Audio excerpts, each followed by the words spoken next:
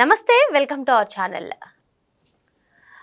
YCP నేతలందరూ కూడా నిన్నటి మొన్నటి వరకు అమరావతిపై విషం చిమ్ముతూ ప్రచారం చేస్తున్న సంగతి అందరికీ తెలిసిందే. మరి ఉన్నట్టుండిగా ఇప్పుడు జోగి రమేష్ అమరావతి పైన ఇంత ప్రేమ చూపించడాన్ని ఏ విధంగా చూడాలి అంటే సాక్షి డిబేట్ లో జరిగినటువంటి వ్యాఖ్యల ప్రస్తుతం వైరల్ అవుతున్నాయి. ఎవరైతే జర్నలిస్ట్ అమరావతి పైన చేశారో మరి ఆ వ్యాఖ్యల తీవ్రత తగ్గించడం కోసమా ఏ విధంగా చూడాలి తెలుసుకునే ప్రయత్నం చేద్దాం.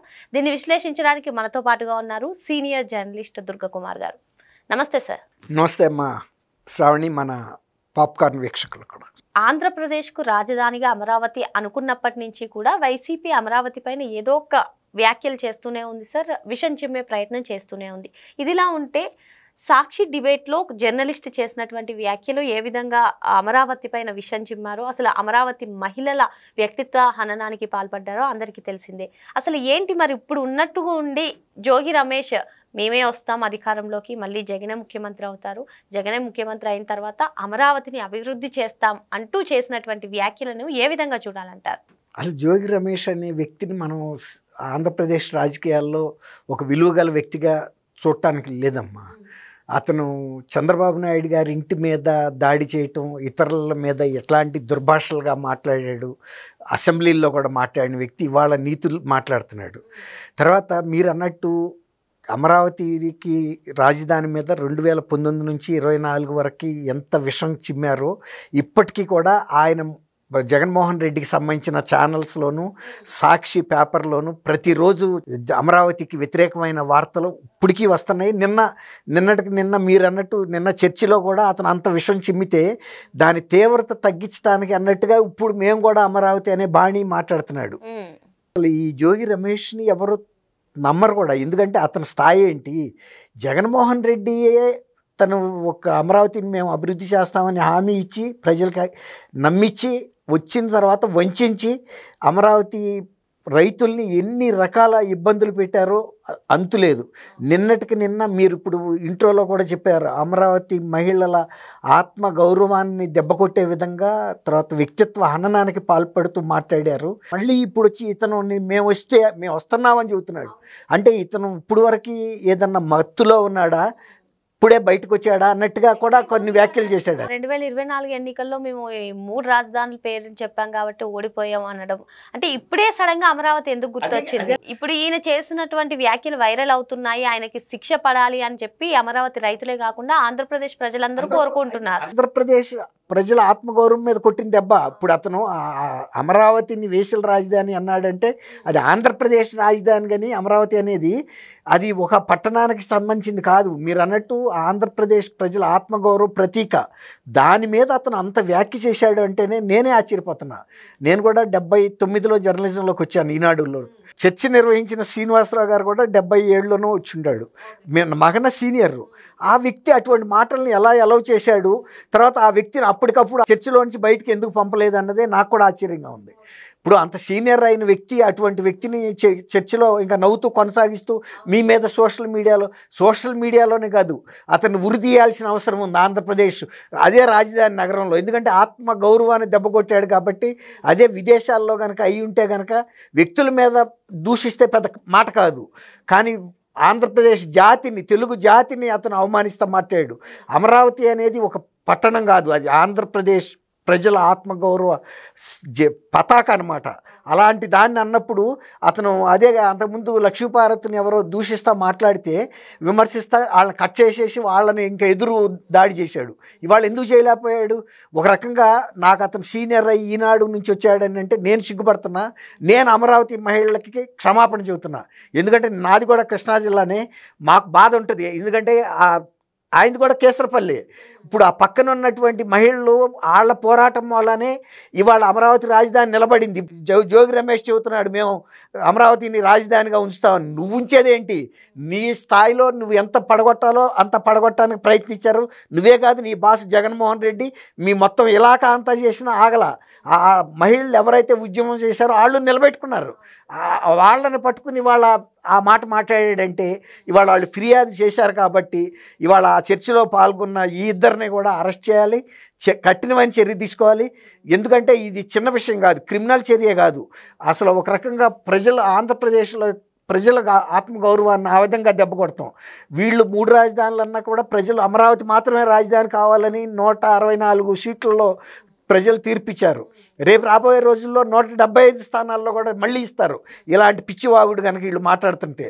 సార్ ఇక్కడ ఇంకొకటి సార్, ఇటీవల Chebrolu Kiran TDP activist ITDP కార్యకర్త అయినటువంటి చేబ్రోలు కిరణ్ వైఎస్ భారతిపై చేసినటువంటి వ్యాఖ్యలకు ఆయన అరెస్ట్ అయ్యారు. వెంటనే కూటమి ప్రభుత్వం స్పందించింది. ఆ నేపథ్యంలోనే వైసీపీ సోషల్ మీడియా కూడా పెద్ద ఎత్తున ప్రచారం చేసింది ఇటువంటి వ్యాఖ్యలు చేస్తారని. మరి ఇప్పుడు సాక్షి డిబేట్లో ఆ జర్నలిస్ట్ చేసినటువంటి వ్యాఖ్యలపైన ఎవరు ఎందుకు స్పందించడం లేదు? ఎందుకు స్పందిస్తారమ్మా? ఇప్పుడు వాళ్ళు చేసిన తప్పును వాళ్ళు హైలైట్ చేయరు. కానీ ఇప్పుడు ఆంధ్రప్రదేశ్ ప్రజల హృదయాలు బగ్గును మండుతున్నాయి. ముఖ్యంగా అమరావతి మహిళలు నువ్వు అన్నారు చూసారా, నేను 2020లో సంక్రాంతి రోజున వెలగపూడిలో నేను కూడా నిరాహార దీక్షకి వెళ్ళి కూర్చున్నా ఒక రైతు బిడ్డగా. ఎందుకంటే అమరావతికి అప్పటికే వాళ్ళు ఉద్యమం మొదలుపెట్టారు. ఆ సంక్రాంతి పండుగ నాకు ఇంట్లో జరుపుకోవటం నాకు ఇష్టం లేదు. భోగి రోజు రాత్రి సాయంత్రం ఇక్కడి నుంచి బయలుదేరి వెళ్ళి నేను ఆ శిబిరంలో కూర్చున్నా. అందుకని నేను ఆ మహిళలు ఎలాంటి అవస్థపడ్డారో నా కళ్ళతో నేను చూసా.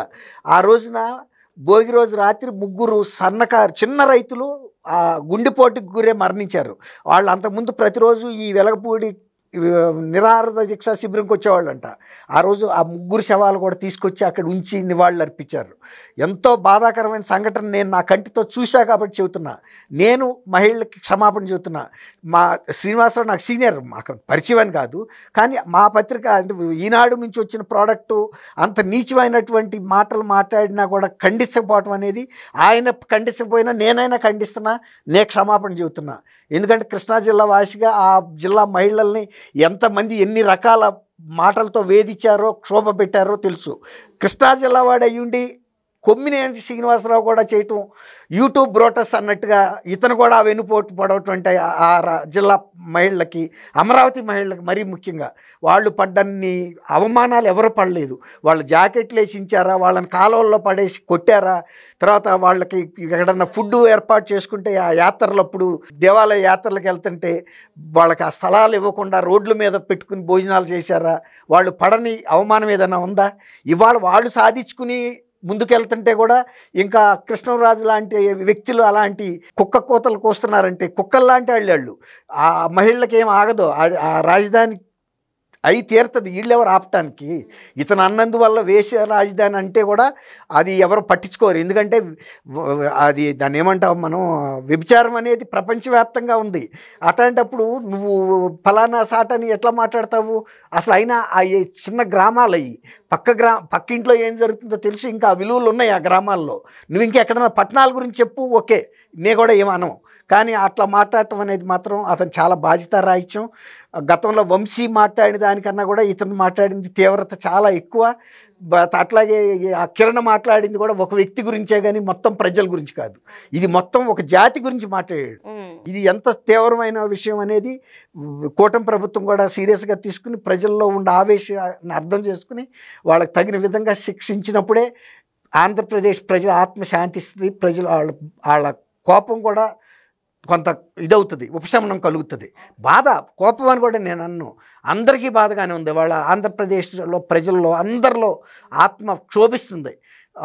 ఆంధ్రప్రదేశ్లో రాజధాని పట్టుకుని అంత పెద్ద మాట మాట్లాడతాడని. మరి అతను ఈ రాష్ట్రానికి చెందిన వ్యక్తా కాదా మనకు తెలియదు. నేను ఎప్పుడు అతని పేరు కూడా వినలేదు. కాబట్టి అంతకన్నా మించి నేను చెప్పలేను కూడా. తర్వాత ఇంకోటి ఏంటంటే, అతను అనేది చంద్రబాబు నాయుడు గారు మాట్లాడింది అమరావతి దేవతల రాజధాని అన్నాడు. దేవతల రాజధాని ఎవరు కూడా మన పురాణాల ద్వారా అంతే తప్ప దాని మీద చరిత్రకారులు కూడా ఏం చెప్పలేరు. చరిత్రకారులు ఎక్కడి నుంచి చెప్తున్నారు? 2వ శతాబ్దిలో గౌతమ్ బుద్ధుడు ఆయన ఉపదేశాలు అక్కడ ఉన్నాయి. అక్కడ ఆయన ఒక విశ్వవిద్యాలయం ఏర్పాటు చేశాడు. అక్కడికి దక్షిణ ఏషియా నుంచి సౌత్ ఈస్ట్ ఏషియా అక్కడి నుంచి కూడా వచ్చారు విద్యార్థులు. ఇవన్నీ మనకు తెలుసు. ఏ ఏ రాజవంశాలు పరిపాలించినాయి అని అంతవరకు చెప్పగలరు. చంద్రబాబు నాయుడు గారు దేవతల రాజధాని అంటే ఇతను వేశ్యల రాజధాని అని చెప్తున్నాడంటే, ఆ దేవతల టైంలో ఇతను ఏదో ఒక జన్మ పాత స్మృతులు ఏమన్నా గుర్తొస్తున్నాయా?